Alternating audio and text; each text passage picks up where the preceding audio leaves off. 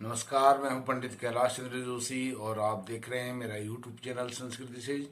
मित्रों, आपका स्वागत है मेरे यूट्यूब चैनल में।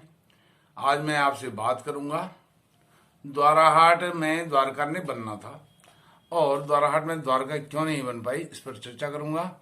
मित्रों, सर्वप्रथम आपसे अनुरोध है, मेरे चैनल को सब्सक्राइब कीजिए, मेरी वीडियो को लाइक कीजिए और शेयर कीजिए। द्वाराहाट, सर्वप्रथम आपको द्वाराहाट के बारे में बताता हूँ। द्वाराहाट की भौगोलिक स्थिति, द्वाराहाट चौखुटिया और रानीखेत के बीच में है। रानीखेत से लगभग 20 किलोमीटर और ऐसे ही 18-20 किलोमीटर चौखुटिया से इसकी दूरी है। और इसके पूरब में दूनागिरी है, द्रोणागिरी भी इसको कहते हैं। पश्चिम में भिमांडेश्वर, नैथणा देवी, मानिला देवी, पाली पछाऊ, यह सब आता है। और उत्तर में हिमालय शिखर, हिमालय की चोटियां, दक्षिण में रानीखेत, यह सब स्थिति द्वाराहाट की है।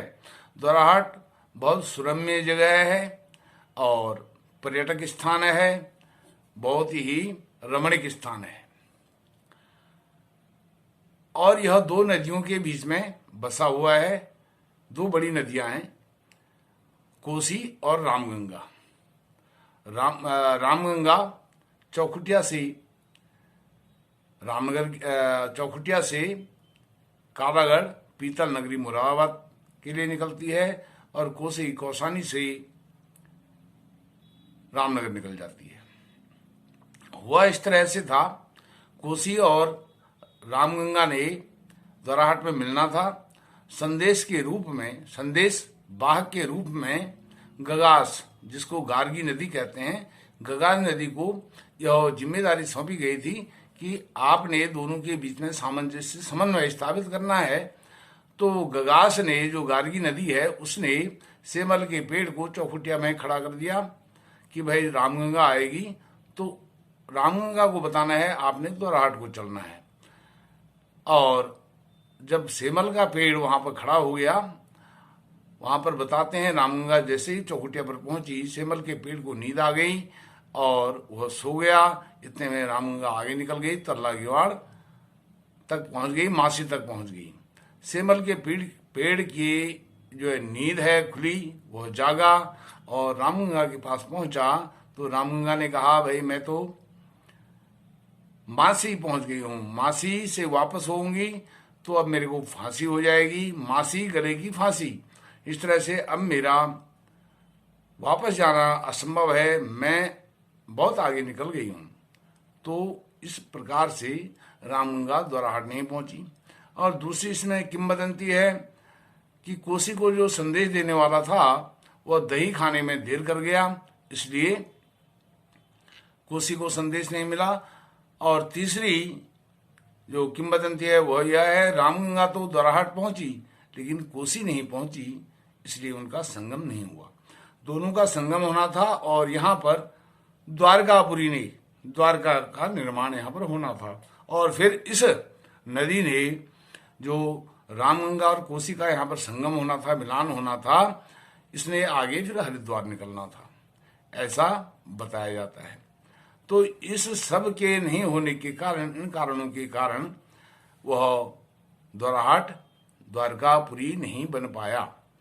अब इसकी जो भौगोलिक स्थिति है द्वाराहाट की, वह तो मैंने आपको बताई। यह समुद्र तल से 5000, लगभग 5000 फीट की ऊंचाई पर है, सुरम्य स्थान है। और यहाँ पर प्राचीन काल के बौद्ध मंदिर हैं, कम से कम 100 के आसपास लगभग मंदिर हैं। और वह बताए जाते हैं कत्यूरी शासन काल के वह मंदिर हैं।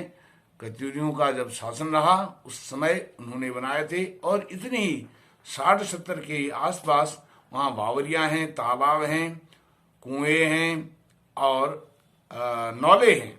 नौले कहते हैं, छोटे छोटे तालाब होते हैं, पर्वतीय भाषा में उसको नौला कहा जाता है। तो यह आज सब मंदिर, बावरियां, नौले सब खंडहर के रूप में, अवशेष के रूप में वहां पर पाए जाते हैं। और वहां पर एक बहुत पौराणिक मंदिर है। द्वाराहाट के ठीक द्वाराहाट में बाजार में, जो आजकल का बाजार है वर्तमान का, उस बाजार में मृत्युंजय मंदिर है। और पश्चिम में, द्वाराहाट के पश्चिम में विमांडेश्वर बहुत बड़ा धाम है। उत्तराखंड की काशी इसको कहा गया है, विमांडेश्वर को। विमांडेश्वर पर भी मैं एक वीडियो अलग से बनाऊंगा। यह सब चीज है। और द्वाराहाट का जो बाजार है बहुत प्राचीन बाजार है। और जैसे द्वाराहाट नाम से ही संकेत मिलता है हाट, हाट माने होता है बाजार, अर्थात यह हाट का, बाजार का द्वार था, मुख्य स्थान था, ऐसा कहना चाहिए। और यहाँ के जो लोग हैं वो बड़े संभ्रांत, पढ़े लिखे, बहुत धनाढ्य, बहुत समझदार, बिजनेसमैन, व्यापार कुशल, वाणिज्य कुशल, यह सब प्राचीन काल से ही धनाढ्य सेठ यहाँ के लोग रहे हैं। और यहाँ पर बैसाखी के दिन, बैसाख एक गते के दिन, मेखार के एक गते के दिन यहाँ पर शारदेय विभूति नाम से मेला लगता है। यहाँ का नाम शारदेय नहीं है, लेकिन मेले का नाम शारदेय विभूति कहते हैं। विभूति अर्थात बैसाख। विभूति पर्वतीय भाषा में, पहाड़ी भाषा में बैसाखी को विभूति कहा जाता है। और बैसाख संक्रांति के दिन यहाँ पर लगता है। प्राचीन काल से लगता आया है, आज भी लगता है, आज के समय में भी लगता है।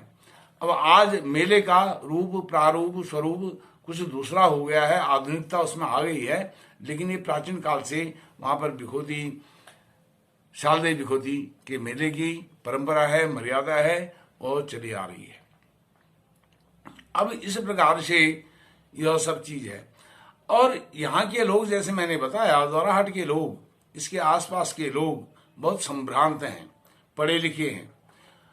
उस प्राचीन काल में भी, क्योंकि जो कत्यूरी राजाओं का कालखंड बताया जाता है, शासन काल बताया जाता है, ईसा से 2500 वर्ष पूर्व, अर्थात यदि आज से लगाएं कम से कम 4500 वर्ष पूर्व से उनका शासन काल रहा है। तो तब से यहाँ पर यह सब चीजें हैं। वहाँ के लोग बहुत पढ़े लिखे हैं, विद्वान हैं। और जो द्वाराहाट है उसके आसपास बहुत कुलीन ब्राह्मणों के गांव हैं, जैसे बैरती है, पान है, बयला है, अन्य भी बहुत सारे गांव हैं। वो आज भी गांव अपनी स्थिति को बनाए हुए हैं। आज वहां पर गांव में लोग कम रहते हैं, कुछ लोग वहां से बाहर निकल गए हैं, बहुत दूर जा चुके हैं देश विदेश में, और कुछ हल्द्वानी, रामनगर, इधर तराई की तरफ को चले गए हैं। कुछ लोग में द्वाराहाट में बस गए, अपने गांव से निकल करके बाजार में आ गए हैं, शहर में आ गए हैं। और यहाँ पर आज भी जो शिक्षण संस्थान हैं सब पर्याप्त मात्रा में यहाँ पर हैं। और यहाँ पर बेसिक शिक्षा से लेकर के, अर्थात प्राइमरी शिक्षा से लेकर के, प्राइमरी स्कूल से लेकर के हायर सेकेंडरी, महाविद्यालय, ये सब हैं। और जो इंटर कॉलेज हैं, अर्थात 12वीं तक के स्कूल हैं, कम से कम 3 या 4 स्कूल तो आज भी यहाँ पर हैं, जहाँ तक मेरी जानकारी है। और यहाँ पर पॉलिटेक्निक कॉलेज है, फार्मेसी कॉलेज है और इंजीनियरिंग कॉलेज भी यहाँ पर स्थापित है। आज के समय में बहुत सुचारू रूप से चल रहा है। यहाँ के लोगों की शिक्षा में बहुत अच्छी मजबूत पकड़ है। इस प्रकार से यह सब चीजें हैं। और यह बहुत दर्शनीय स्थान है। यहाँ से कुछ दूरी पर पूर्व में, जैसे मैंने बताया, द्रोणागिरी, दूनागिरी बहुत आध्यात्मिक शक्तिपीठ के रूप में उसको जाना जाता है। यह देखने की जगह है, देखने जैसी जगह है, बहुत सुरम्य है, रमणीक स्थान है और बहुत ही आध्यात्मिक स्थान यह रहा है। और इसकी जो भौगोलिक स्थिति है बहुत ही मनमोहक स्थिति है। और प्रातः काल से सायंकाल तक यहाँ पर धूप खिली रहती है। यह अर्थात एक शिखर जैसा है, लेकिन द्वाराहाट में यदि हम प्रवेश करते हैं, वहां लगता है हम कहीं किसी मैदानी जगह पर आ गए हैं, मैदान में आ गए हैं, किसी भाबर तराई के क्षेत्र में आ गए हैं। ऐसा आश्रम में बहुत बड़े मैदान, बहुत बड़े बड़े मैदान यहाँ पर हैं। तो इस प्रकार से मैंने मित्रों आपसे द्वाराहट के विषय में बताया। द्वाराहट द्वारका क्यों नहीं बन पाई, इस विषय में इस वीडियो को आप अधिक से अधिक अपने शुभचिंतकों तक प्रेषित करें, शेयर करें। और आपका कोटि कोटि धन्यवाद। नमस्कार।